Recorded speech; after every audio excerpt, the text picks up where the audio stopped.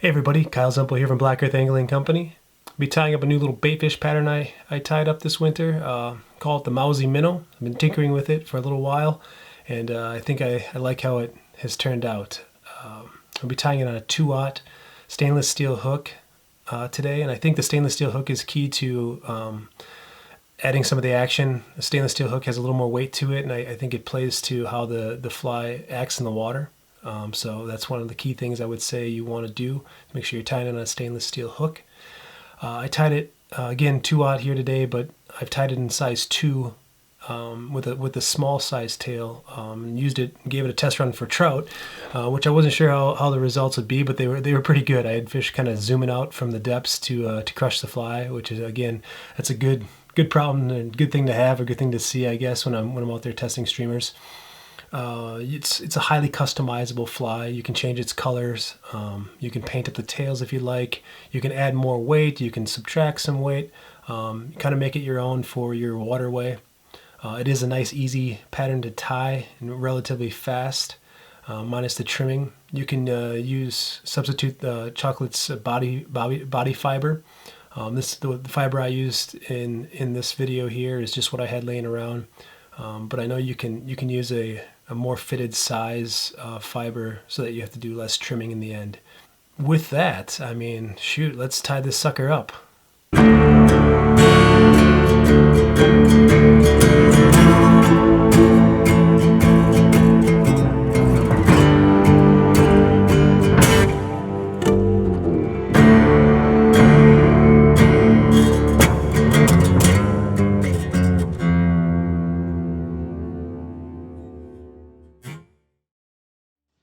Okay, everybody, we're going to start with a standard stainless steel 2-aught hook.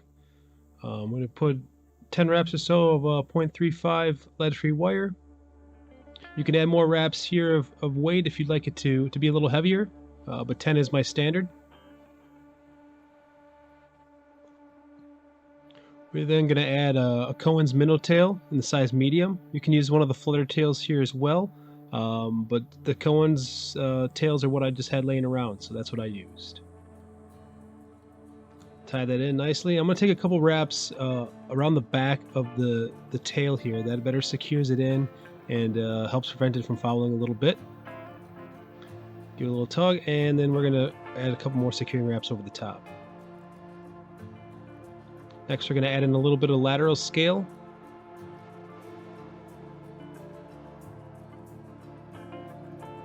Basically 1 strand per side. That just adds a little lateral line that I like. Cut those off the length of the tail. And we're going to paint a little adhesive on there to kind of lock everything in nicely. Next, we're going to use some ripple ice fiber in pearl green.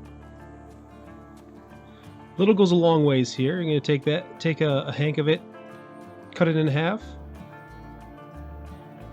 Tie one half on one side, and then you're going to fold it back over, cutting it to length first, and tie that in to basically blend everything nicely.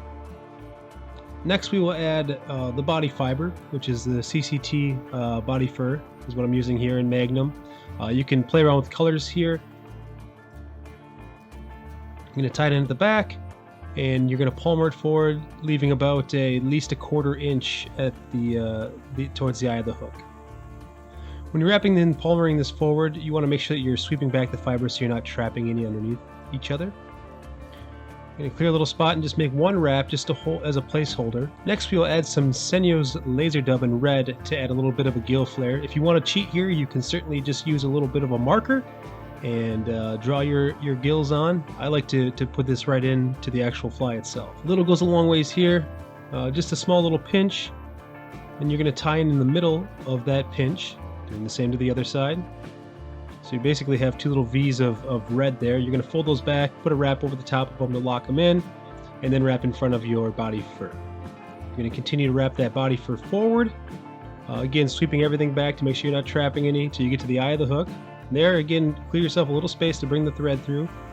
3 good securing wraps. And a couple in front. Cut it off. Build yourself a little thread head there to really make sure all those materials are locked in. Carefully whip finish,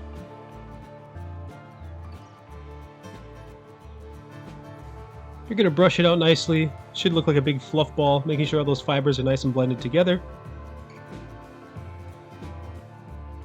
Alright, once you have your big fluff ball, you're going to begin the trimming process. Now while trimming here, you want to trim to a rough shape to begin with. I do most of the trimming on the bottom to start. We want to free up that hook point. And we want to make sure that we're not going to trim too much off to start. It's always easier to trim more than it is to obviously start over if you trim too much. So get a rough shape of a bait fish there. You want to keep it kind of bulky so it pushes water and wobbles nicely in the water. Then you want to brush it out, see where you're at. That kind of helps get rid of any loose fibers that are there. Again, come into your second trimming. Being careful not to snip your lateral scale here. I oftentimes snip one of them off, and I'm sure it'll still catch fish, but that's something you want to try to avoid. Make sure you trim out the point of the hook nicely. Again, we don't want anything impeding with the hookup. Give it another brushing, and we're looking pretty good here.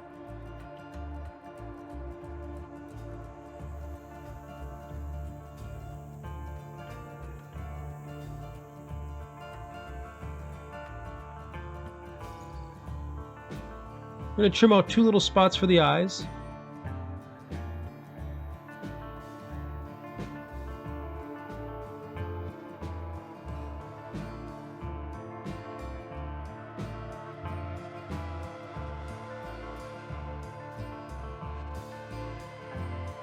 Attach the eyes with Loctite gel control super glue. I find it to be one of the better adhesives for attaching eyes.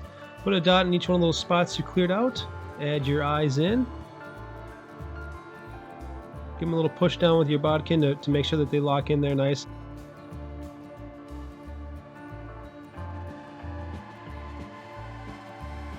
Next, you want to come in with the cool gray prism color. You can again match the color to the color of body fur you're using. I like white because it's highly customizable. Again, make sure you really get in there with that marker. And then I'm going to color the top part of the tail to match the body. Most of the time, in all bait fish, the top of them are darker than the bottom.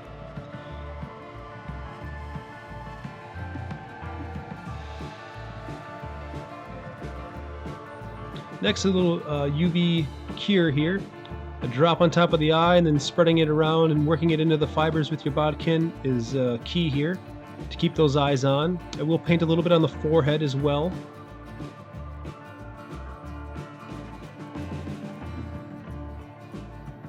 Now just add water and you should be in good shape. That about does it, folks. Thanks a lot for tuning in to this episode of Drinking with Scissors. Support your local fly shop and we'll see you next time.